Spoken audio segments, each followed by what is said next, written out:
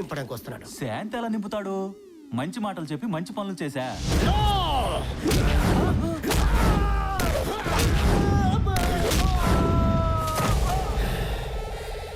Violence ఉన్న ఊళ్ళోకి వెళ్ళి అంతకంటే డబుల్ వైలెన్స్ చేసి లాస్ట్ లో శాంతి మాటలు చెప్పేవాడేరా తెలుగు సినిమా హీరో. అవును, ఎక్కడ చెప్పాను? హీరోయిన్ తీసుకొని ఊర్లోకి ఎంటర్ అయ్యాడ్రా.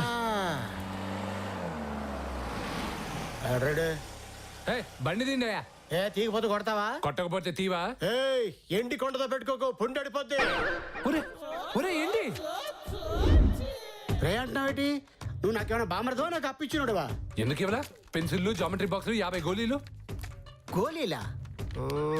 ఒరే ఎదవా, నేను రా చిన్నానే. ఒరే చిన్న, నువ్వు చిన్న అని తెలియాలంటే నీకు చిన్న టెస్ట్. ఏంటో? ఒక ట్రైన్ 150 కిలోమీటర్ల స్పీడ్ తో ఒక ఊరు దాటిందంటే అప్పుడు మా తాతకి వయసు ఎంత? మీ తాత వయసు సింపుల్ డింపుల్ కపాడియా? అరే చిన్న ఏంటి? ఒరే ఒరే ఒరే ఒరే ఒరే ఒరే ఒరే నానమ్మా,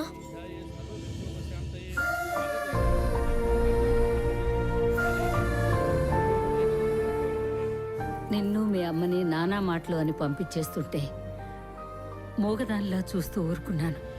కానీ ఉండబట్టలేక ఒకరోజు మీ నాన్నకి జరిగిందంతా చెప్పాను. మీ నాన్న వెళ్ళి పెద్దవాళ్ళిద్దరిని నిలదీశాడు. ఆగో, రేపెళ్ళరా. వాళ్ళు నా చావు చూసి తలకొరి పెట్టి రేపెళ్ళు. అదేంటి నాన్న? కొన్నాళ్ల తర్వాత తనే పెళ్లికి ఒప్పుకుంటాడు అనుకున్నారంతా. కానీ మీ నాన్న ఎప్పటికీ పెళ్లి చేసుకోకుండా అలాగే ఉండిపోయాడు. మెల్లగా తాగుడికి బానిసయ్యాడు.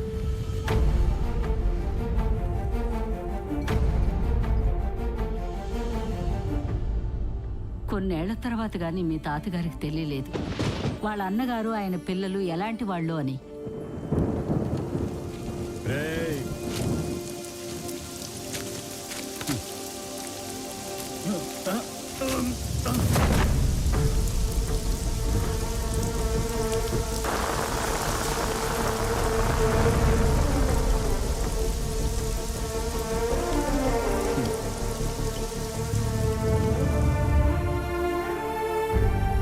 తర్వాత మీ అమ్మ దగ్గర నుంచి మీ నాన్నకు ఉత్తరం వచ్చింది. అది మీ తాతయ్య చదివారు. మీరు నన్ను దూరం చేసుకున్నా నేను నా కూతుర్ని మంచిగానే పెంచాను, డాక్టర్ని చేశాను. నేనిప్పుడు ఈ ఉత్తరం రాయటానికి కారణం నేను కూడా తొందరలో దానికి దూరం అవుతున్నాను. క్యాన్సర్ నన్ను తినేస్తోంది. ఇప్పుడు అది అనాథ అవ్వబోతోంది. అంత పెద్ద కుటుంబం ఉంచుకొని అది అనాథగా బ్రతకబోతోంది. నేను కోరుకునేది ఒక్కటే, దానికి మీ ఆస్తి అంతస్తు అక్కర్లేదు. దయచేసి దాన్ని ఏ పండగకో శుభకార్యానికో పిలవండి. ఒక్కరోజు ఉంచుకొని పంపించండి. నా కూతురికి నా అనేవాళ్ళు ఉన్నారనే సంతృప్తితో చనిపోతా. ఇది నా ఆఖరి కోరిక అనుకోండి. అదే రోజున మీ తాతయ్య తన పేరునున్న ఆస్తిని నీ పేరును రాశారు. ఇక నుంచి నా మనవరాలు నా ఇంట్లో రాణిలా బతకాలి.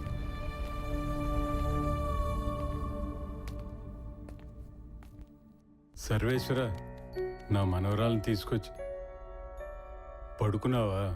సరే.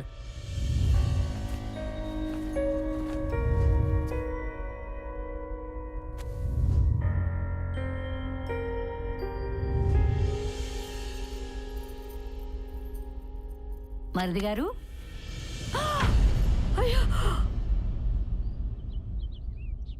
ఆ తర్వాత థర్మల్ ప్రాజెక్టు కట్టాలనుకున్నప్పుడు ఆ పొలం నీ పేరు మీద ఉందని ఇంట్లో వాళ్ళకి తెలిసింది. కులం లేని దానికి, ఊరు పేరు లేని దానికి ఆ చట్టం భరిస్తానరా? రేయ్, అది ఎక్కడుందో ఎతికి పట్టుకుని లేపేయండి. జాగ్రత్త, ఎక్కడ మన పేరు మాత్రం బయటికి రాకూడదు. నాకే ఆస్తి అక్కర్లేదు, వాళ్ళకి చెప్పండి. ఎక్కడ సంతకం పెట్టమంటే అక్కడ పెడతాను. కానీ మీ తాత అమ్మ కోరిక అది కాదు కదా. మీ తాత నిన్ను రాణిలా చూడాలనుకున్నాడు, మీ అమ్మ ఆ ఇంట్లో ఒక దానిలా చూడాలనుకుంది. అయినా నిన్నే తలుచుకుంటూ బ్రతుకుతున్న నీ తండ్రిని చూడాలని లేదా నీకు? నా తండ్రిని కలవాలని ఉంది, కౌగిలించుకుని ఏడవాలని ఉంది. కానీ నువ్వు ఇంకేం మాట్లాడుకో. నేను నిన్ను మీ నాన్న దగ్గర చేరుస్తాను, ఆ ఇంట్లో ఒక దాన్ని చేస్తాను. అంతేకాదు, ఆ ఇంట్లో అందరూ నిన్ను రానిలా చూసుకునేలా చేస్తాను. ఒక పక్క నన్ను చంపాలని చూస్తుంటే నన్ను ఇంటికి ఎలా తీసుకెళ్తావు? అది నేను చూసుకుంటాను. ఒక విధంగా నా వల్లే నువ్వు ఆ ఇంటికి దూరం అయ్యావు. నేనే ఆ ఇంట్లోకి నిన్ను చేరుస్తాను. ఏంటి ఆ ఇంట్లోకి వెళ్తావా? ఆ ఇంట్లో ఉన్న వాళ్ళందరూ ఎలాంటి వాళ్ళు తెలుసా నీకు? నరుకుతా! దిక్కుమాలందరికీ కార్డులు ఇచ్చిన తర్వాత నా కాడికి రాకూడదు. మొదటి కార్డు నాకే ఇవ్వాలా. ఆడు పెద్ద కొడుకున్నాడే ఢిల్లేశ్వరరావు, ఆడు పెద్ద గలీజ్గాడు.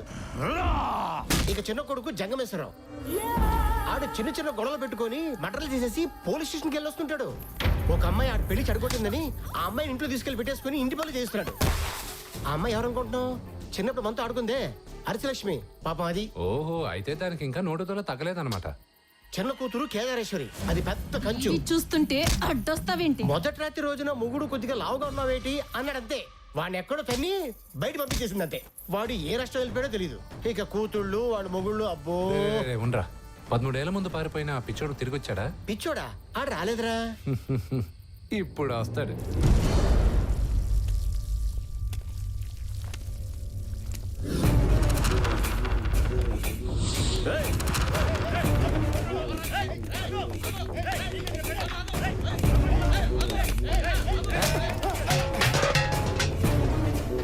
తప్పవే.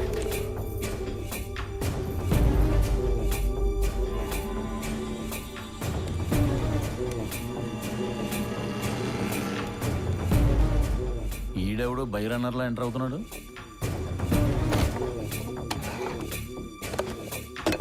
అన్నం పెట్టండి. ఎవడరా నువ్వు? 13 ఏళ్ల తర్వాత మీ మనవడు ఇంటికి వస్తే ఎవడని అడుగుతావా? అంటే ఈడు మనోడా?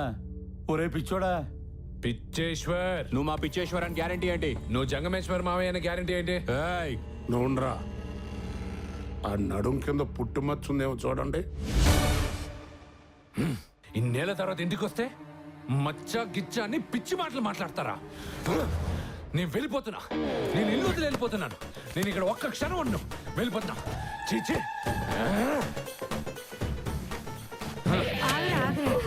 బాబా వెళ్ళొద్దురా. ఏమండి, ఈ అలవాట్లన్నీ మనవాడివే. రాయ్ ఎట్రా.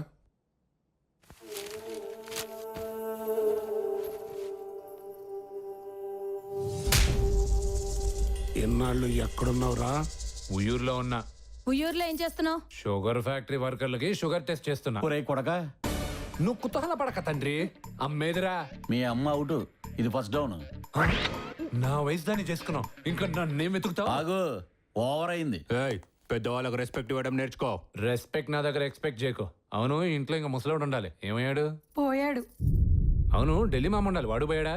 అన్న పెద్ద మినిస్టర్ అయ్యాడ్రా. కొంపలార్పే మామ మినిస్టర్ కాక స్కూల్ మాస్టర్ అవుతాడా? అగో నువ్వు ఆనందిని పో. బాబు గారు, చేతులు కడుకుందరు గాని రండి బాబు గారు. అది చేతులు కట్టుకొని అడగల? నేను ఈ ఇంట్లో పనివాడిని బాబు. ఈ ఇంట్లో పని చేయడం నా పూర్వజన్మ సుకృతం బాబు. అతి వినయం దూర్త లక్షణం. అసలు వినయం లేకపోవడం అమాయకుడి లక్షణం. కౌంటర్లు ఆపేసి చేతులు కడుకుందరు గాని రండి బాబు గారు. ఆయన వస్తున్నట్టున్నారు. ఎవరైనా? అమ్మగారు కాయన, మీకు చిన్న ఆయన. అంత బిల్డప్ ఎందుకు నాయనా? అలా అనకురా, ఆయన ధ్యానమూర్తి, జ్ఞానమూర్తి. ఆయన పేరు గురుమూర్తి అన్నారు. గురుమూర్తే. అమ్మగారు ఆయనని సెమీ స్వామీజీ అంటున్నారు. సెమీ స్వామి.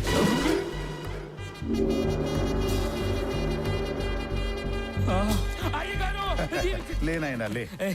మల్లీశ్వరి, ఎవరి బాబు? చిన్నప్పుడు ఇంటి నుంచి పారిపోయిన మన పిచ్చేశ్వర్. అవునా? మీ చిన్నన్నరా? అయ్యగారు ధ్యానమూర్తిలో ధోని లాంటి వారు.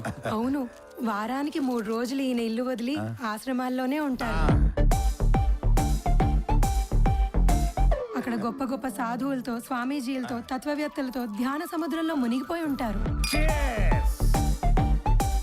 ఆ 3 రోజులు అక్కడ రకరకాల పూజలు, భజనలు. ఆహా, ఏది మర్చిపోయినా దీపారాధన మాత్రం మర్చిపోరు. దీపా దీపా. ఆ 3 రోజుల దీపారాధన తర్వాత ఇంటికొస్తారు. అప్పుడు ఈయన ముఖంలో ఎక్కడ లేని ప్రశాంతత. ఛే.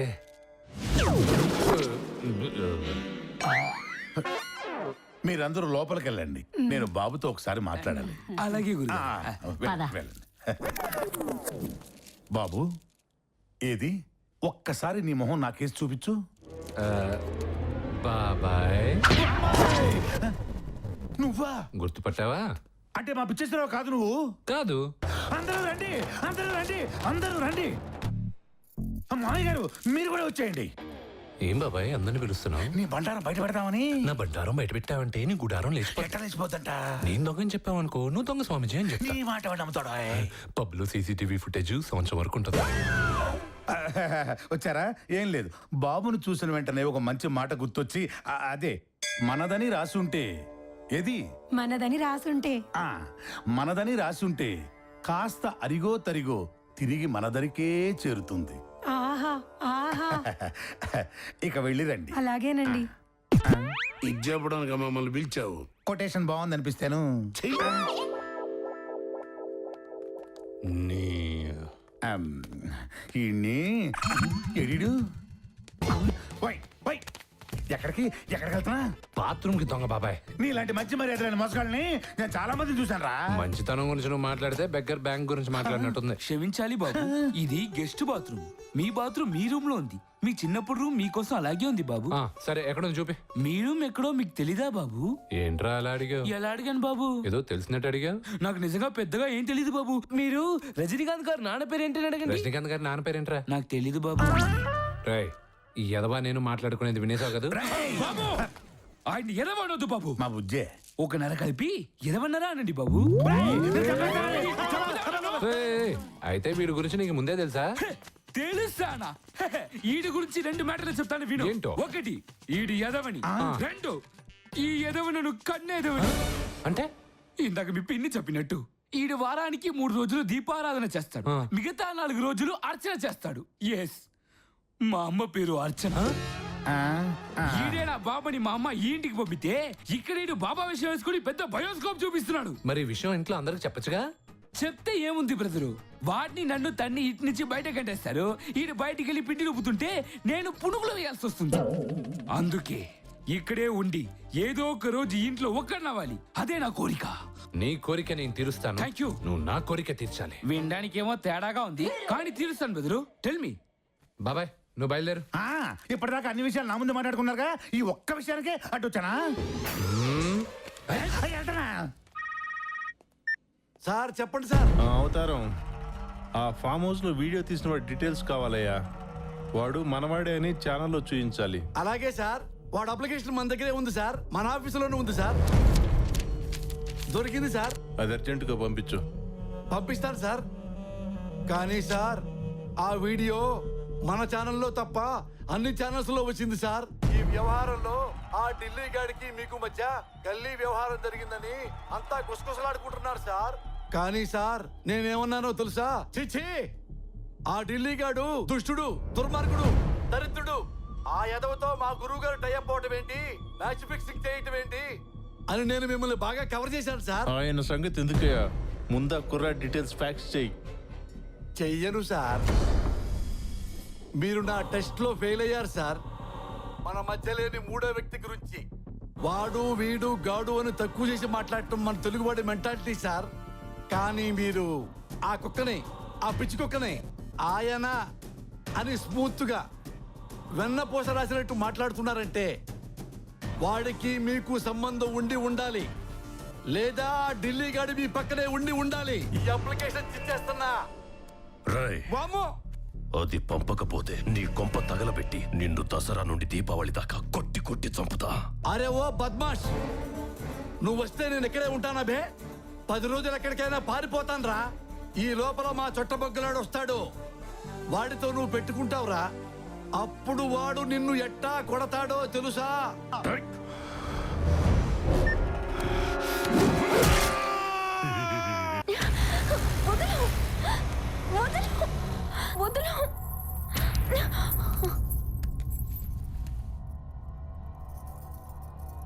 ఎవర్రా ఈ అమ్మాయి? ఎవడికి తెలుసు?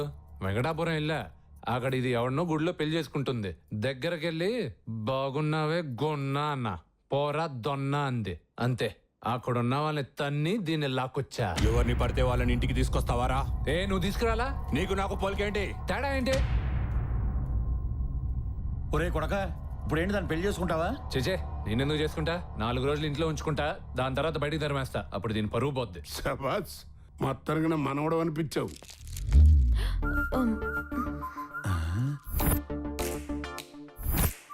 ఈ అమ్మాయి పబ్బులో ఎక్కడైనా చూసినట్టుందండి. ఆ, ఈ అమ్మాయి ఎవరు అని అడుగుతున్నా. నా మనవడే దీనికి బుద్ధి చెప్పాలని బలవంతంగా తీసుకొచ్చాడు. మరి ఆ పిల్లని బలవంతంగా తీసుకొచ్చినప్పుడు ఆ పిల్ల ఎందుకు ఏడవట్లేదు?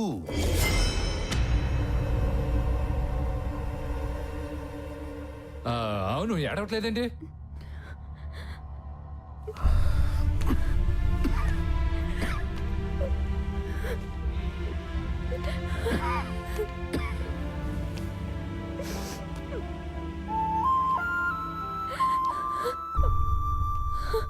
హ్యాపీయా? ఆమ్, రాయ్, ఆ? దీని లోపల తోలుకెళ్ళు. రండమ్మాయి గారు.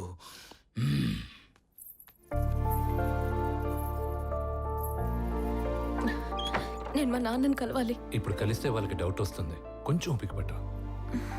ఓకే, ఒక్కసారి సంధ్య వాళ్ళకి ఫోన్ చేస్తాను, లేకపోతే వాళ్ళు కంగారు పడతారు.